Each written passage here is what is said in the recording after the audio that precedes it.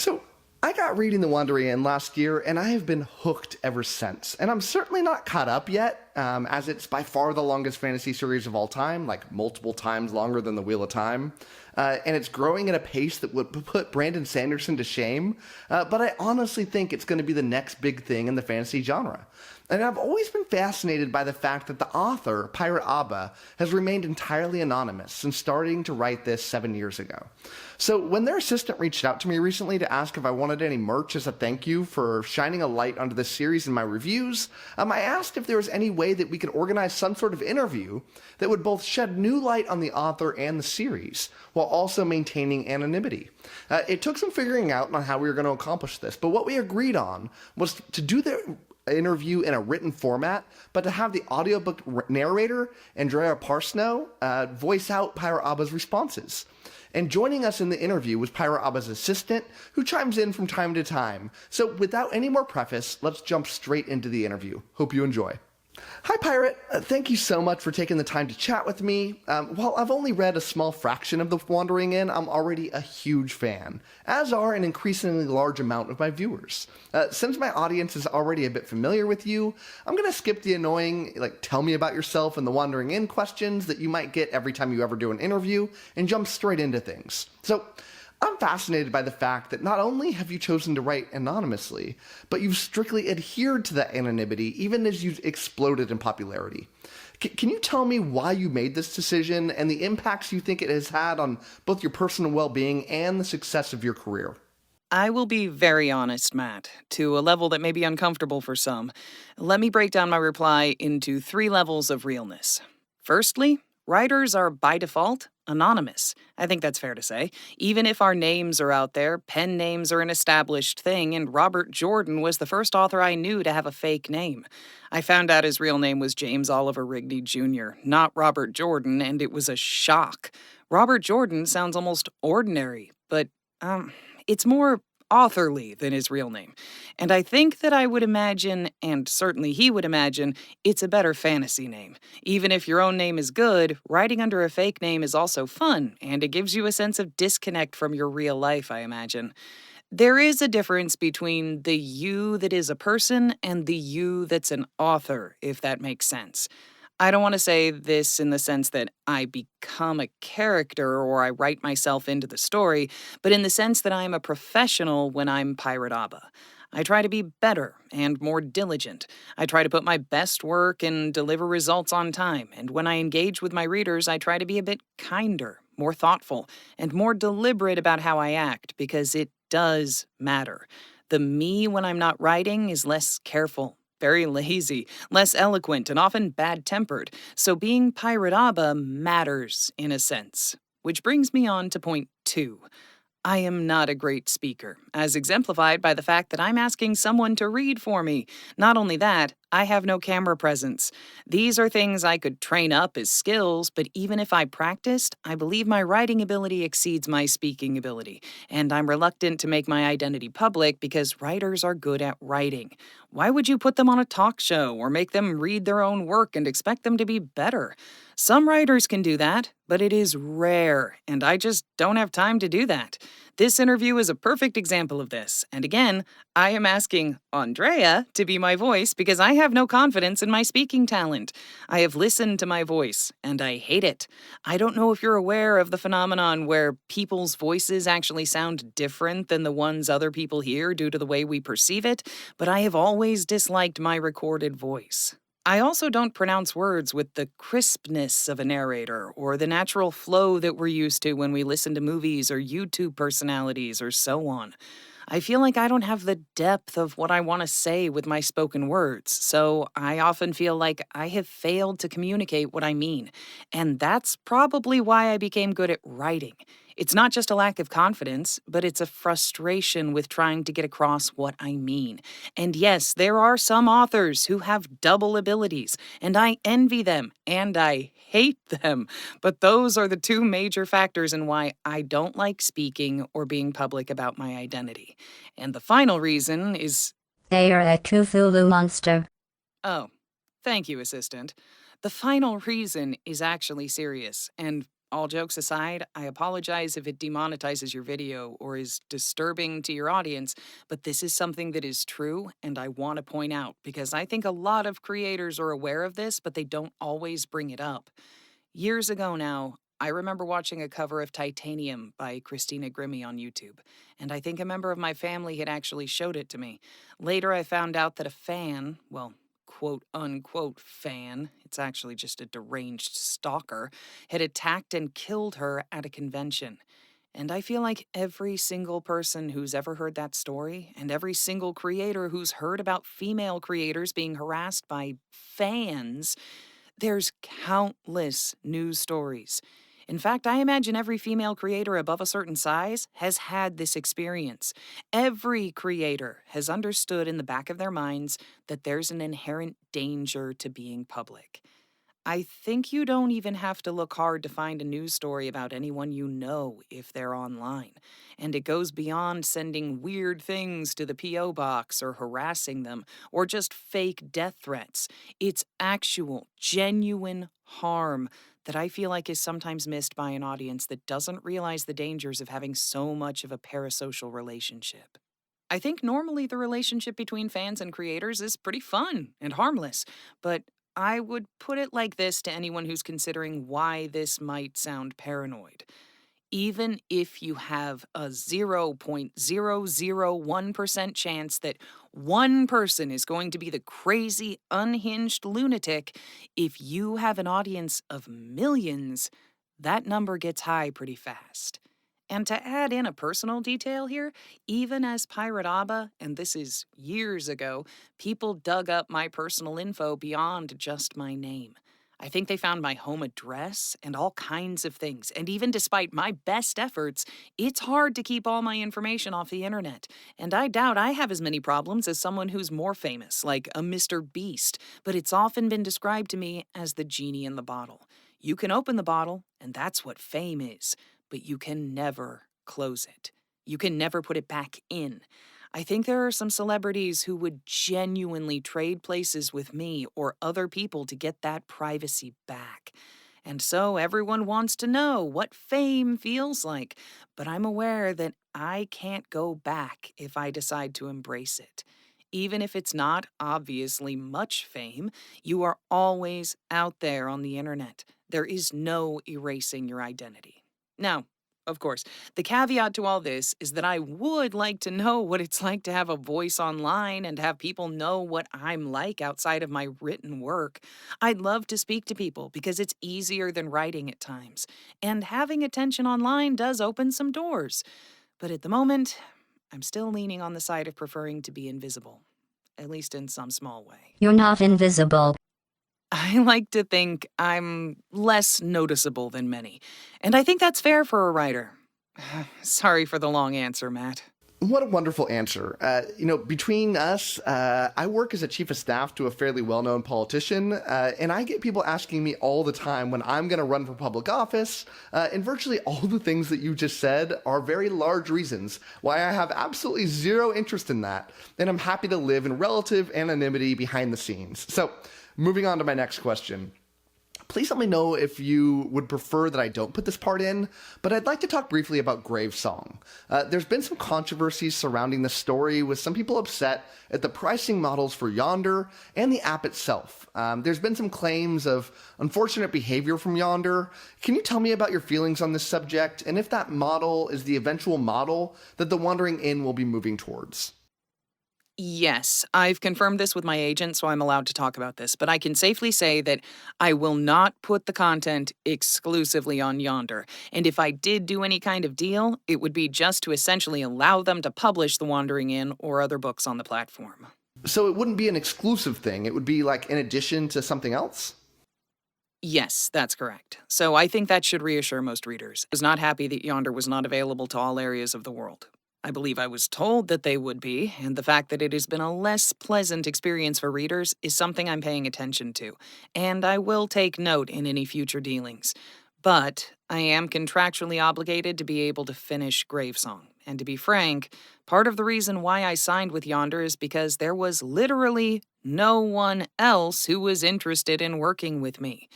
Now, this is the problem of being a website author, but when you go to established publishing companies, even when you have an entire book written, which 𝐏𝐻𝐻 was, they're generally not interested. Part of that is probably the fact that I wanted to hang on to the rights that normally a publishing company says, nope, that's ours, like movie deals, I imagine audiobooks and foreign language. The other part is just that I think there's a lot of people who aren't aware of web serials at all. And so when I finished 𝐏𝐻𝐻, I had my agent take it around to a bunch of different companies, and Yonder was literally the only one that even had an offer for us. My traditional publisher counterparts are not great for deals, and I think that aside from the fact that they weren't even wanting to get to the deal process, we might have fallen apart in negotiations even if they had been interested. Frankly, they're not aware of some types of online media, like web serials are very common in Japan, and it's actually an established way to get into the industry, but it's not in the West. And so having at least one platform who was willing to make a deal with me meant that Yonder was the group I signed with. And as we've noted, there have been problems, but that lack of options is painful because even though we're making a living online doing this independently, we would like to work with groups that have a huge reach for marketing and so forth, and it's frustrating. And I can't work with foreign distributors either because, frankly, if you think that the deals that you sometimes see about traditional publishing in the West are bad, oof. Those Korean or other companies have really terrible ones. I had the chance to review a contract with a major publishing company in Korea, and it was a nightmarish contract that sealed up almost all my rights, including movies, including animation, for, I think, well, actually, I don't even know if they offered me a set amount. Just that I'd get something for whatever they try to do with it. So that lack of autonomy and the bad deals are another reason why signing with Yonder for what was a pretty good contract, if you exclude the way they're delivering the content, was so attractive for me. We don't have many options. What else do you get besides Yonder? Maybe Amazon? But they essentially do ebooks, and they're moving into the print space.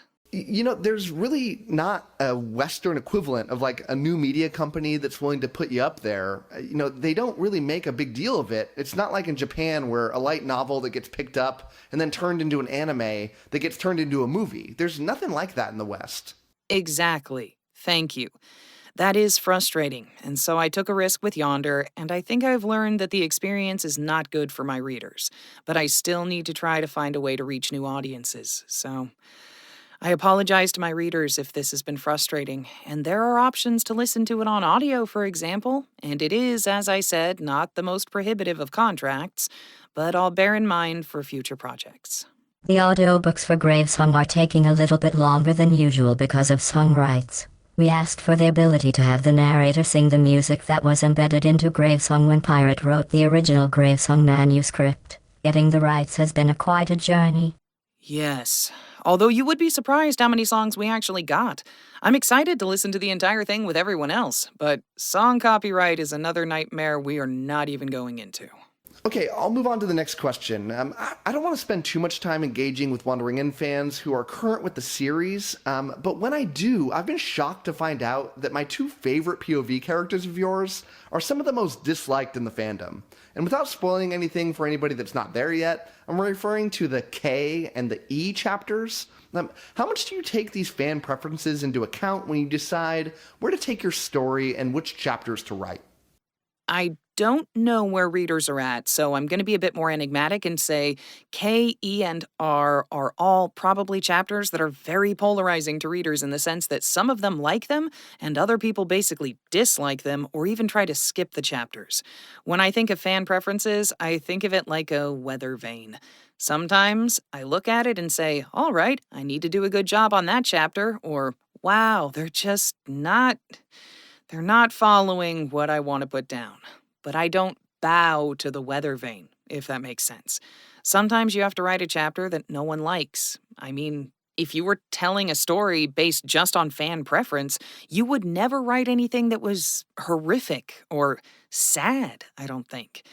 My analogy he'll use here is it's dangerous to bow to fan opinion in the sense that Game of Thrones and probably the new Star Wars movies both suffered intensely because they were trying to be more clever than the fans. They said, oh, the fans predicted who Rey's father was, or they have these suspicions of how the story's to end. I'm going to change it up. And I think even Martin said publicly, you don't do that. If they guess that the butler did it, then write the butler did and stick to your guns. Don't try to be clever and change your story just to subvert the expectations of the readers. Give an example, Pirate. You know you want to rant. All right, let's do it. Movie 3. I didn't even watch it. Movie 3 of the new Star Wars movies, I didn't watch it. I thought movie 2 was actually a pretty good movie. Number 1, I actually didn't like as much. But I was like, I don't need to watch the third one, but everyone knows what the big reveal is in movie 3. Emperor Palpatine is Rey's father. That is the most garbage writing I can think of. For one thing, it's not even that clever. It's like the most obvious and dumbest plot point you can do. And I think they did it because there are all kinds of things. You know, is Luke Rey's father? Is this or that? And they said, you know what? We're gonna throw that wrench into the works and just make it Palpatine. I can't tell if it's incompetence or that they had executive meddling or what, but it's just an example of the books did it better. The books had interesting kids instead of, what was it, Kylo Ren as Han and Leia's only son? The Star Wars books had an entirely different plotline and are now declared non-canon. Yeah, so if you're gonna disrespect the books that much, do it entirely. But the books had Emperor Palpatine coming back, and I think it was hackney even there. So what are you gonna do? Are you gonna do entirely new plot? In which case you don't do Emperor Palpatine comes back. If you are going to take from the books, take the best part from the books and be respectful. But this, the way that the new movies turned out, I think was the worst of both worlds. And I don't really blame anyone but the director and probably studio executives who said, no, we don't want any radical stories. And so what you get when you have all these hands pulling in the tiller, and again, you're trying to mess with fan expectations and you're trying to answer to the legacy of Star Wars and the books and so on, is that you're losing your focus of what you have to do as the author, which is at some point, despite perhaps every voice in the world saying, no, we want this, you stick to your vision. And if you don't have a vision, I think it shows. That's not the best example in the world, and it got a bit off tangent because I'm heated on stories, but there's your example, assistant. Great point, and don't even get me started on how much I've hated the recent Star Wars movies. So I'm sorry if this has already been asked before, and while I know you have an end game in mind for the series, how much are you plotting out the steps that will eventually lead you there? I regard the story as what some would call organic writing, but organic writing that fits a general plot, if that makes sense. So in any given chapter, I'm willing to experiment or adding details I think are completely unique or fun to write, but I'm always going towards what I know is going to happen. So I would describe it as a dark path or a long road, but you see these lanterns along the way. And what shape your road takes is always up to you, but you know which way you're going. And that's a very fun way for me to write, because it means I'm not constrained to I pull out the chapter, then I write the chapter, which is extremely boring to me, but it does also give me the ability to know what's coming. So I think that's the best method I found. So, Pirate, if you were forced to guess how many years it'll take you to finish this series from this point forward, what's the estimate, knowing full well that this may be wildly inaccurate in retrospect? And I know you said in your AMA that you were like halfway, 2/3 done when you were talking about the end of Volume 8. So what are you thinking currently? Yes.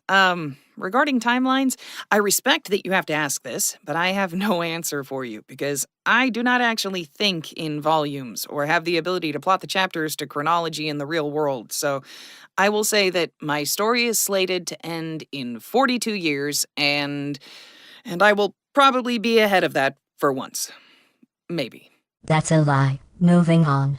Well, you'll be dead and I'll be dead by the time we finish, if that's the case. What?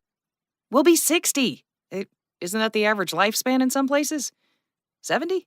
So, based on previous interviews, you've mentioned that you've had a lot of authors who have influenced your writing in the past, such as Terry Pratchett and Robert Jordan, that you've mentioned before, but With the large amount of time that you've devoted to writing your own stories, do you ever find spare time to get reading in anymore? And if so, what have you read recently? And do you miss that part of your life if you're not really reading as much anymore? I don't read anymore, which is hugely embarrassing because I used to read. I think they made me do those reading logs in middle school, and I would literally. You read manga? Well, I read manga, yes, but hold on, let me finish, assistant. I would read like 400 books in a year, and I'd have to fill these huge, annoying logs. And you have to write the description and the author, and mine are like 10 times longer than my peers, and I love to read. And now, these days, as assistant said, I don't read anything but manga or comics, or I watch things. But the written word, as in like chapters in a novel, I don't, because I think that the process of writing is so intensive for whatever writing portion of my brain there is that I tend to burn out on my desire to read. And yeah, it does bother me because I feel like there's a level of contemporary fantasy or just experiencing novel ideas and stories that you need to intake to put out better work. Like, you see what other people are doing and you're amazed. Like, when I read Terry Pratchett, who's one of my favorite authors, or the best works, I'm like, oh man, I should do that, or my mind takes off, and there's some concern that I'm not getting that in. But again, I do need to have a long break to get in the mood to read. For instance, I just took, I think, a week and a half off, and by the end of the week and a half, I was like, oh man, maybe I'll sit down and read something. But then, of course, I'm going back to work. I think this also applies to movies and TV shows that are mentally engaging.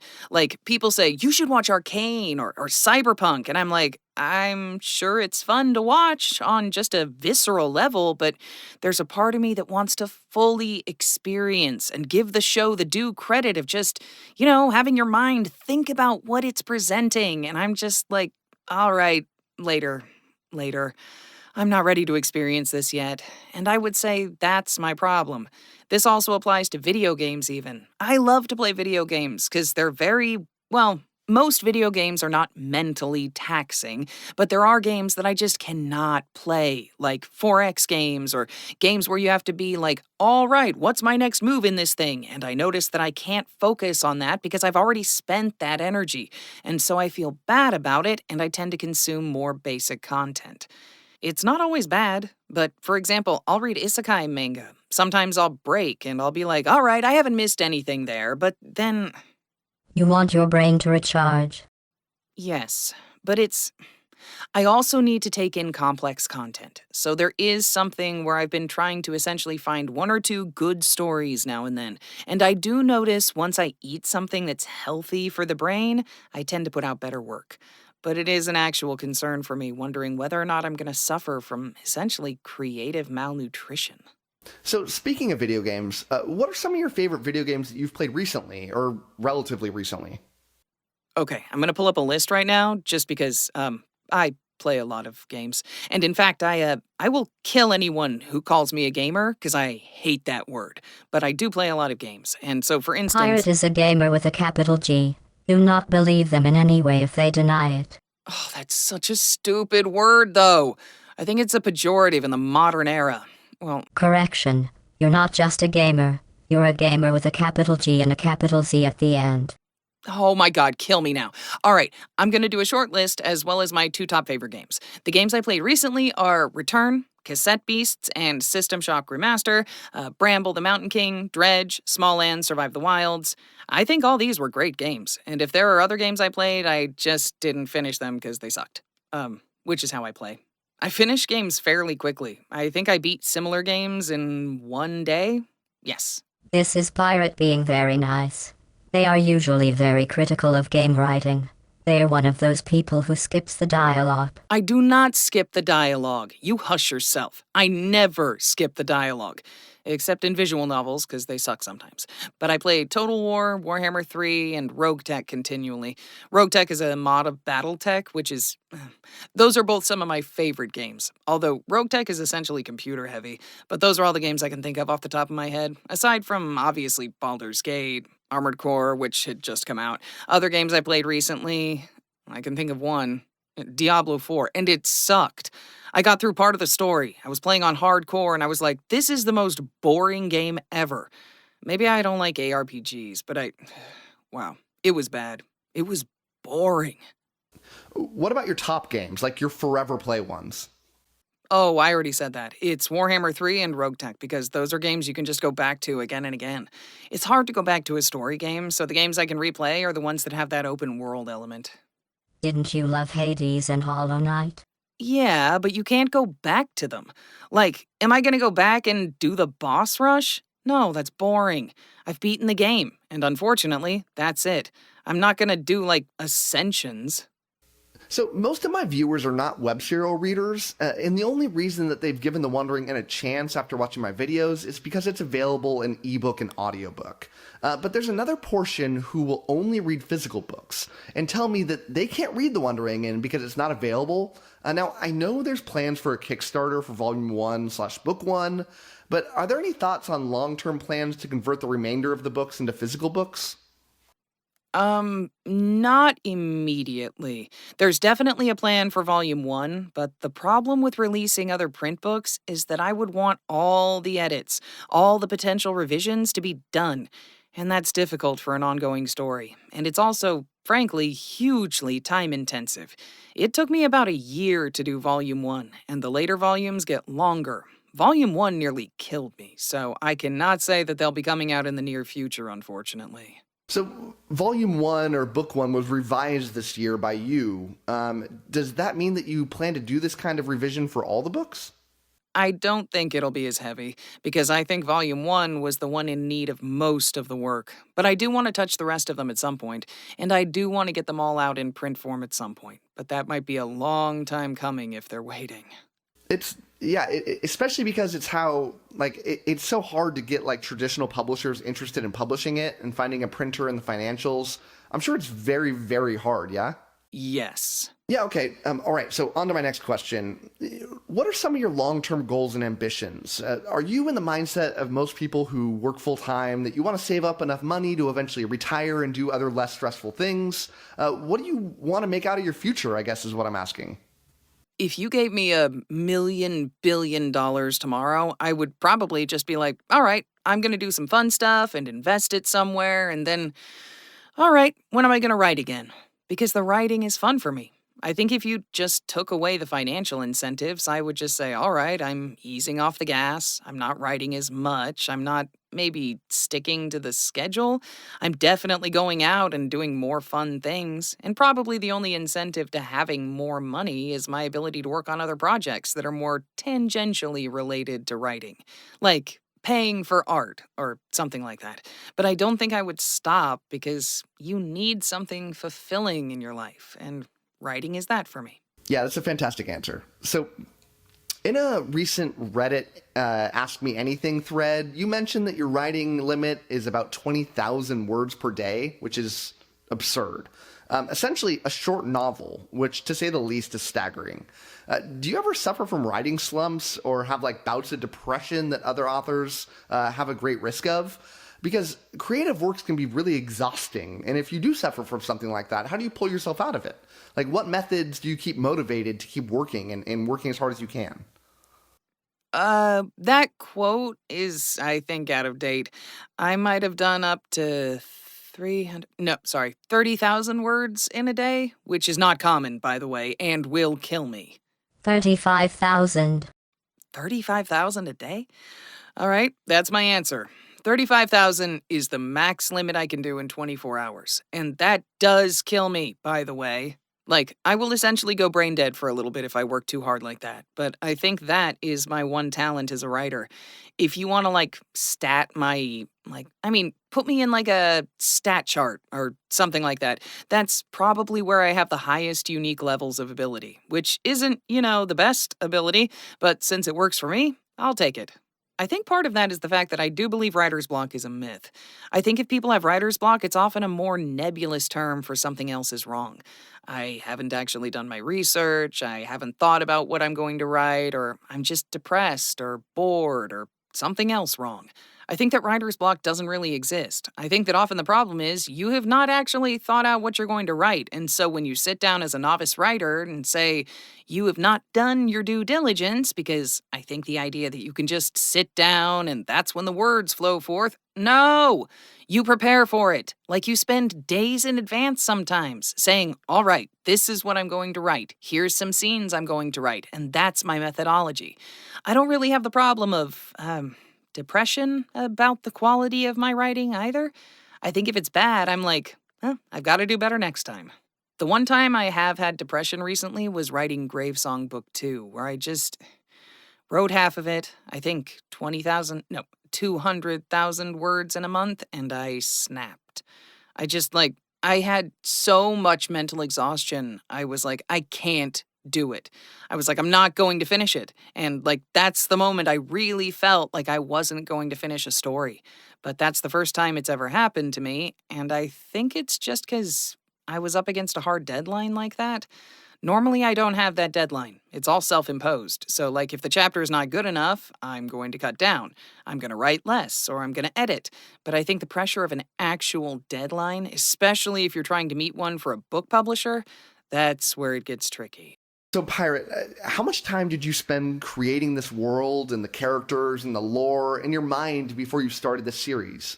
For example, there's POVs like D and E, and people that you planned out for a while before you wrote them, or did you develop them over time? I know that when you originally started, you didn't really have a plan based on what you said for your AMA, and that you rewrote Volume 1 and all that, but yeah, did you allow everything to develop organically, or was that a long-term giant plan for everything that you have? This is a hard question to answer, because there is an element to the organic writing, as I said, and obviously when I realized this story was taking off around Volume 2, I definitely expanded the scope of it, but I've always had characters in mind. My best example is probably gonna be Ryoka, or someone like that, or Lord Belchaus, who you may or may not have encountered yet. These are not characters who just sprang from my mind, unbound. I actually had them in the back of my head from other stories or ideas I had, and essentially I add them into The Wandering Inn. So at some point, I'm probably going to run out. But I have stories that I've always wanted to tell, and I think The Wandering Inn is combining a lot of them together. And so I think D and E were fairly original, actually. D might be based on some of the things I've thought of, but those are the examples of original characters. But there are some who are very much characters I've known for a while, and I'm essentially ready to write. So maybe those feel stronger and realer to you. But it is surprising that the ones you mentioned, if you think they were well done, then they're still written fairly organically on the spot. Wow, so what parts of this did you plan for, and how much time did you spend planning those out? Well, if you're talking way in advance, not much at all. I do think of the major plot and arc and storyline, but a lot of it is I have a chapter, or I have this arc in mind, and I'm like, all right, what am I going to do? And I have 5 days or 3 days or 1 day, and I'm just thinking of it, and I'm constantly rethinking and thinking again about what I'm going to write. So then I'm like, all right, I have this idea, I'm going to rework it, and I think that's appropriate. I think it might feel like flying by the skin of your teeth, or whatever the expression is, but it's important to continually revise what you're doing, especially since you only essentially get a first draft shot at this in a web serial format. With The Wandering Inn being so long, have you found any independent characters or plot elements that later on down the line converges in a way that you never originally anticipated? Oh, absolutely, yes. I'm going to give you 2 examples here. One is the nature of readers and influencing the story, and I think I mentioned this in the AMA, in fact. It's the Golden Bell. I'm going to be a bit vague for any readers who don't know what this is referring to. The Golden Bell was not in the story, and the readers suggested it as a detail. I ran with it, and now it is a plot point that any reader of The Wandering Inn understands, and is actually a great plot point. The thing is that when you have this organic storytelling, you just come up with your ideas, and you have to be flexible to roll with them. Otherwise, What a missed opportunity, you know? And now, here's a far bigger example of how just wildly the plot can change. And again, I don't know where you are, Matt. I think you might have gotten to this point, but if not, I'm just going to say it in the vaguest terms possible, and any reader who's caught up will understand instantly. In the initial draft of the story, there was no door. The first door. And if you understand why that is so strange, you understand. Like, imagine how that would have changed the entire story. And yes, it is, I would say, unequivocally better that we had that door. So, there's your example. Mention the characters that you've dropped in the story, in the polls. Thank you, assistant. I know you want to bring up the firefighter. Now, for... Justice for the firefighter. There are actually polls I've run that have had plot points and, characters that never appeared, and one of them is the famous firefighter example. And I would say the thing is, they're not essential to the story, but maybe the story would have, organically gone wrong to make F, firefighter, the biggest plot point everyone loves, and we will never know what it would look like. But I think there's some people who would be horrified by the notion of, you're leaving this to a pool or to chance? And no, if I really wanted to write it and I felt it was absolutely necessary, I would just find a way to do it. But sometimes things just pass you by, and it's that the doors you don't pick close. And so that's why you gotta vote in the polls. Your vote matters. Okay, so not sure if you're comfortable answering this one, but I'm curious about the sales of ebooks and audiobooks. Not so much in terms of how many copies, but more in terms of which medium is more popular. Many authors nowadays report to me that their audiobooks sell much more than their ebooks, and my guess would be that this would be even more so for you because the web readers might want to experience your writing in the audiobook form. Part of the problem with the web serial being free is that I feel like I am shooting the ebook sales in the back. Oh, wow. That's a terrible, violent analogy. I would say that, yes, audiobooks are, if not, well, I'm sure they're more productive in terms of sales numbers. I just don't look at them as much. But I do know that in terms of monetary value, they have blasted past ebooks long ago, and they actually beat Patreon now for their value, which is intensely surprising for me, but it just does show you what a valuable market audiobooks are. This is a disclaimer that I need to put out. Have a lawyer. If you are a new author and you get that audiobook deal, awesome. Good for you. Get a lawyer. I don't care why you think that you don't need one. Unless you are actually a contract lawyer in the specific field, you need to hire one or get a fellow author who has access to a lawyer, or just put up on the internet and have someone critique it, because believe me, those contracts are bad if you do not have someone looking them over. And I know it's scary. I know it might look like it costs a lot, but there are a lot of people that want to give you free advice. And any authors, you have to have a lawyer before you sign anything. Trust me. So one of the things that has most impressed me about your writing is your ability to cross genres with really solid fluidity. Just at the first volume alone, what starts out as this slice of life, lit RPG type of thing, slowly morphs into this epic fantasy, which turns itself into a horror book with a particular scene that we all know of that have read this. Do you have much experience reading or writing in all these different genres before the series? Or are you more just figuring this out as you go along? I do not have experience in multiple genres. I think you would say my romance experience is virtually nil. In terms of horror, I called Animorphs horror back in the day, which goes to show you how much I am into that. So there's actually a lack of ability in some genres, which I feel may influence the quality of writing. But if you think that I've transcended multiple genres, that's great, because I think my attitude towards this is, yes, I do call The Wandering Inn a fantasy. I call it web fiction. I call it an isekai, for better word, or portal fiction. But I also don't say I have to write a fantasy story. I think it's interesting. It would be interesting to me to meet someone who said, yeah, I write fantasy. It has to be like this. I think any good story is a world. So, in any good story, you have elements of horror, you have elements of slice of life, and just depends on how much you want to show. Like, if you want to pinpoint the horror element in all of these fantasy stories, there's always a horror element. Like in Mines of Moria and Lord of the Rings, in The Wheel of Time, they had the horrific, I don't remember this city's name. It was in book 1. The City of Mists, and it scared the shit out of me because I read it at like 3 a.m. So, would you call that just the element of fantasy in itself?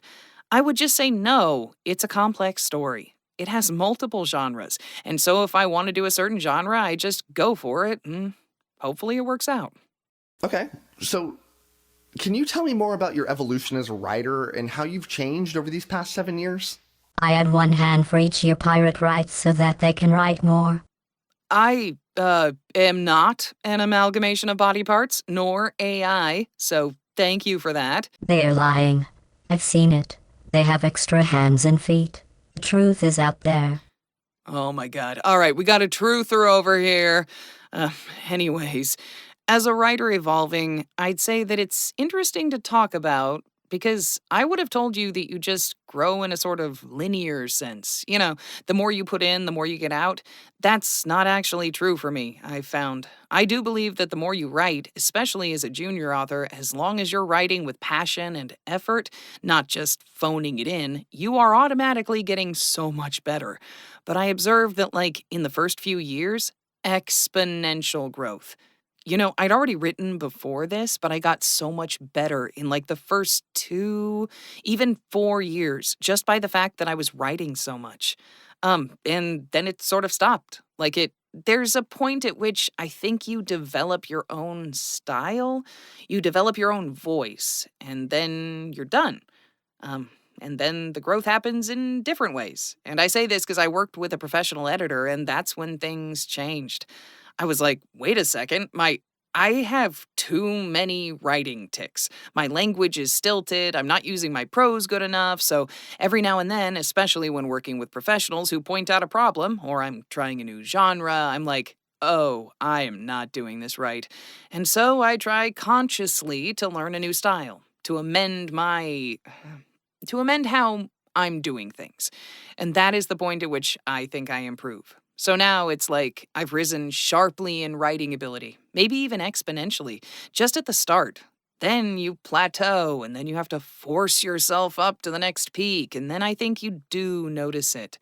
I have noticed myself getting much better at, revision, but it's no longer easy. You have to make a conscious effort to improve, and I think I wish it was just linear forever, but I think I'm still able to improve vastly, and I just have to put in effort.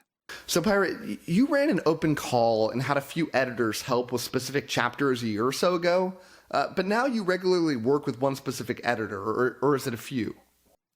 One specific editor. And I think it's hard, especially if you're just like a new author who doesn't know anyone or is like trying to find them. It is hard to trust someone to work. And I was extremely resistant to it at the start. But once you find someone that you say, hey, I trust this opinion and I can see they understand what I'm doing, you know. I did have sort of bias, oh, how can an editor help me? And then I worked with my first editor, Diana Gill, and oh, she gets it. And once you have that sense of trust with your editor, your beta readers, whatever, that's when you can really improve because then you have a voice you know that you can listen to. Obviously, don't obey them the entire time, but you listen to them. So, Barrett, talking with you, I've seen references to several other people on your team, like beta readers. How do all these different team members fit into place when it comes to your process? What is your process? How do you put a chapter out on a weekly basis? What's that like? All right, so the main thing I do is the writing process itself is just me. But there's all kinds of people watching me. And among them, I would say there are beta readers who are essentially giving me opinions and feedback that I can trust. And that includes all the readers in general who tune to my stream. And then there's also typo finders, and those two are intermingled. But the value of someone who's willing to just say, hey, you've misspelled this is just I can't even state how helpful it is, because I used to have tons of typos, and now they just go through, and sometimes one chapter has like 500 typos. And thank you. And as for beta readers, they tell me, oh, this scene wasn't as good. I don't understand what you meant there. And so I will go back after I finish the chapter and spend essentially a day just in editing and saying, all right, I'm going to clean this up and I'm going to improve this scene. And that's essentially my functional team of writing. I obviously have the assistant who's been chiming in here, who has helped manage my schedule, and the agent who helps sell things, and there are a few others, but I think that's the best example I can give of the team. To clarify for Pirate, there is a 3-day process for writing any chapter. It took a long while and a lot of nagging to develop to this system. They've tried variations of it, and generally it ended up with Pirate exhausted and complaining about being tired all the time. In the first 2 days, Pirate will write out the draft of the chapter, typically writing between 6 to 8 hours each day.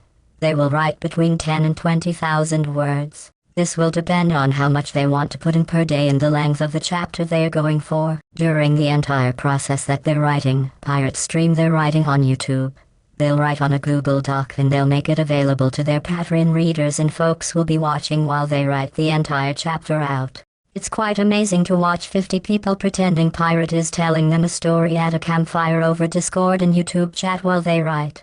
It's almost as if we've turned back time and gone back to the days when people told stories to each other. In addition, during the process there will be designated typo murderers who check the document live for typo corrections and make sure that corrections are marked and available for Pirate on the 3rd day, the editing day. After the first 2 days, beta readers will review the text of whatever Pirate's written, then provide feedback to edit the chapter along with continuity and consistency corrections. I'm still in awe of how they read 20,000 to 40,000 words in a few days and then come up with very good feedback for Pirate to use. Then once that's submitted along with the typos, Pirate will spend the 3rd workday revising all of their work until it shines as best as possible, and then they publish it. It is not a wholly unedited work as it was in the beginning. That was far too organized. I just write things and then people help me fix it. That's how I do it. All right, Pirate, so before we wrap this up, why should people read The Wandering Inn? Give us the elevator pitch for The Wandering Inn. I say, read The Wandering Inn if Volume 1 or just the first few chapters speak to you. I know a lot of readers like to say it's super long, you should read it for this, you should read it for that. I think that probably makes some people hesitant to read it. I'd say if it speaks to you, or if it doesn't speak to, rather, within a certain amount of time, Volume 1 being probably one of the limits, you're probably not going to like it. And that's fine. I think my hope is that someone comes to this story and they don't even know the word count, and they just say, man, I really liked Aaron. I really liked finding this story. I wish it was long. Then they look at the word count and they go, oh, I can read this for a long time. No one has, even for J.K. Rowling or something like that, there's a lot of people who don't like Harry Potter, And obviously we're not going to talk about her right now, but even the most popular stories in the world don't always have a fan in everyone. And so if you like it, if you find something that you just can't get your eyes away from, I think you just have to read it a bit and find out. That's all I can say. All right, so thank you so much. Do you have any parting words for my viewers? Yes, if you would like to read The Wandering Inn, it's online at wanderinginn.com. I would actually recommend to anyone who's interested in this talk to check out a bunch of the most famous web serials online, because it could be that you've heard of them, but you're not sure of the quality. Just give it a shot. And it's a growing, expanding genre, and I have high hopes for it, and so I'd recommend other stories like the famous ones. Wild Bo's story Worm or Beware of Chicken by Casual Farmer, and you may find that there's an entire genre which is happily free and, feels different to a traditional novel that you could get into. And I hope that any aspiring writers or people who are listening to this hear that it's fun. Because it's just an easier thing to try out instead of the frankly scary world of novel writing. Honestly, Pirate, thank you so much for taking the time to do this interview. I never thought that you would accept it when I threw out the offer to you to do an interview, and it's been a great pleasure to be able to chat with you. So that's it from me, and as always to my viewers, a happy reading to you. Thanks again to all of my patrons, with a special shout out to my Ascendant tier and Librarian tier patrons. Anna G, CJ, Darren, Gregory, Jonathan, My Book is Lit, Nathan T, Nev's Book Channel, Orthodoxia, Ron Reich, Russell, Ryan L, Sydney Baker, Tahir, Anna, Andra, Angelo, Blair, Brock, Evan, Harry B, Joe, Kat Mick, Maria, Michael Sugarman, Sky, TW57, Wacky, and Zion. Thanks for sticking to the end of this video, and if you want to watch some more content from my channel, click over here and I've got some good videos for you. Thanks so much.